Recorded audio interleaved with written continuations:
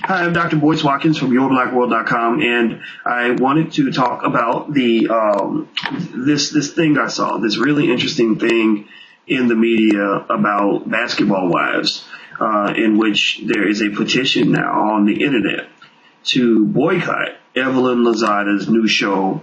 I think it's called Ev and Ocho. And the relationship guide is here, and she seems to be throwing up the thumbs up already to tell me that she really appreciates this boycott. So, Reed, I'm gonna let you go ahead and just jump in on this. Why are you giving me thumbs up before I'm even done talking? What's going on with that? Why are you so happy? Oh my goodness. Well, for obvious reasons. Evelyn is a beast. She needs to be tamed. She is a horrible representation of minority women. She fights all the time, and I don't quite understand what Chad Ochocinco is attracted to, other than the possibility of making more money off of this beast. So I am not a fan of hers at all because she feeds directly into the stereotype of the angry black woman. So that's why I am ecstatic that finally some people have come together to ban this beast. Or not ban her, but to protest this beast. Or at least have a voice and really talk about what this show is really doing. Well, I can say I see it the other way from yourself. I don't see what Chad sees in her. So I think, or better yet, I don't see what she sees in Chad either. Because I really don't think Chad Ochocinco, unfortunately, I see another Terrell Owens down the pipeline. And in case you're wondering, Terrell Owens is that brother who used to be wealthy, and now he's flat broke because he got all those baby mamas to pay off.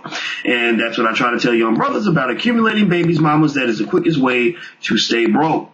But that's neither here nor there. Speaking of babies mamas, which the show really shouldn't be called Basketball Wives, because from what I understand, most of these women were never married to anybody at any point or anything. So it shouldn't be like called basketball baby mamas or basketball groupies or basketball girlfriend. Like, wouldn't another name be more appropriate than Basketball Wives? Who came up with, don't you have to marry someone to be a wife or at least have been married? I mean, am I crazy here? What's the deal with that? No, you're absolutely right. It doesn't make sense at all. I agree with you. I think basketball groupies or even basketball skanks would have been a better title for the show.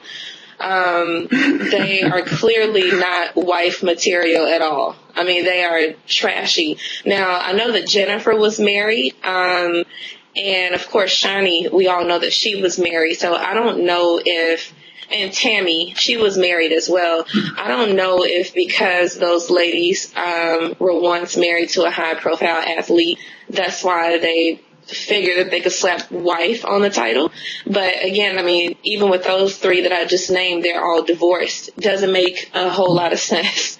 So yeah, the show is just a disaster, and I'm pretty disappointed that it has been able to go on for more than one season. It's a poor reflection of the audience that actually watches the show. I guess I'm trying to understand who actually watches the show, and I would like to know why, because I can't sit through more than 5 minutes of it, to be honest.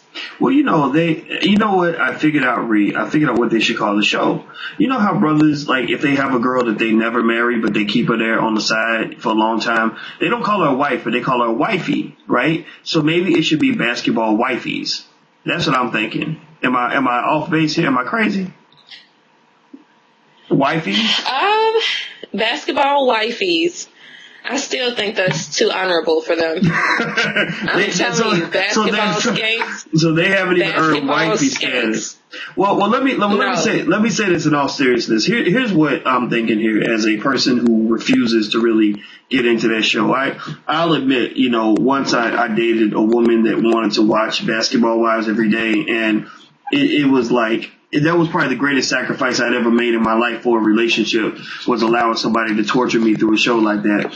And here's the deal.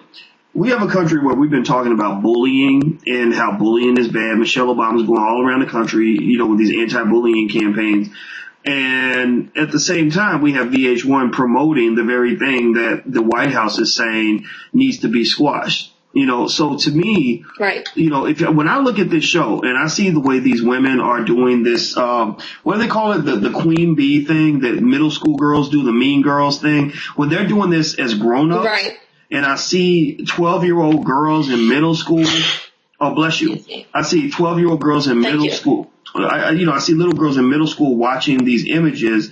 I can really see them going right back to school and treating their friends the same way. And those of us who've ever experienced bullying know how painful that can be. Bullying can really mess you up for life.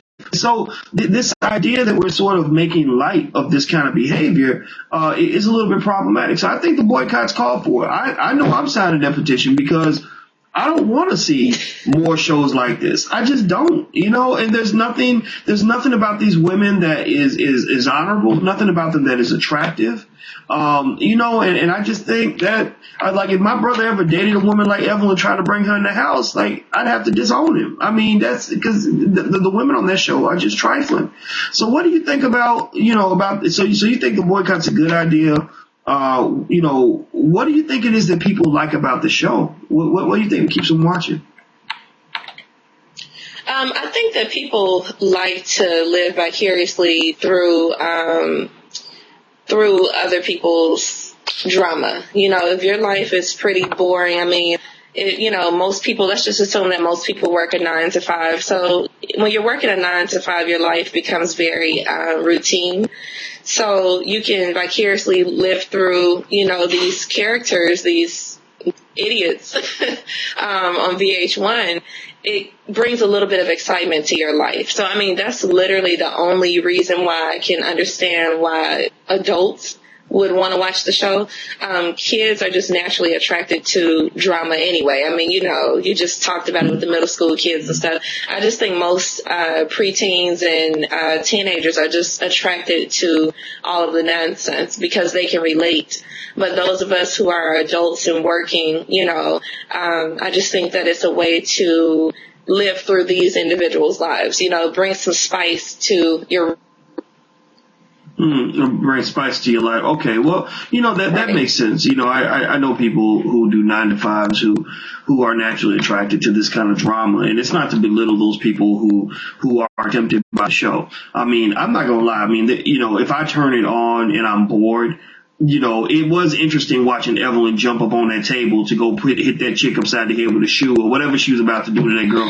I was like, whoa. It was like watching Sports Center or something, and so I understand it. And the thing is that we're not necessarily condemning people who like what they're doing. I think that what we're doing is, appealing to people and saying, look, let's talk and think about what damage this is doing to our, to little girls, to the images of black women in media, to black relationships in general, and let's really try to elevate a little bit. It's like eating chocolate cake every day. Nobody blames you for the fact that you like to eat chocolate cake, but you have to understand, if you eat nothing but chocolate cake, you are going to be obese. And if your mind is consuming the intellectual version of chocolate cake, which is basically chocolate crap that you're watching on TV, then your brain becomes obese. Your brain becomes very, very weak and focused on all the wrong things, and you become very shallow, and it's just not good for your spirit. And so I want to ask you, as a relationship guide, you're a residential relationship guru here at Your Black World, and what do you think about what the shows like this do to black relationships? My perception, I'll give you my perception, then you give me yours. My perception is that it certainly breeds a very shallow perception of relationships. It says that if I look good and maybe if I got a little bit of money, or it maybe on top of that, maybe some education, maybe not, that's optional.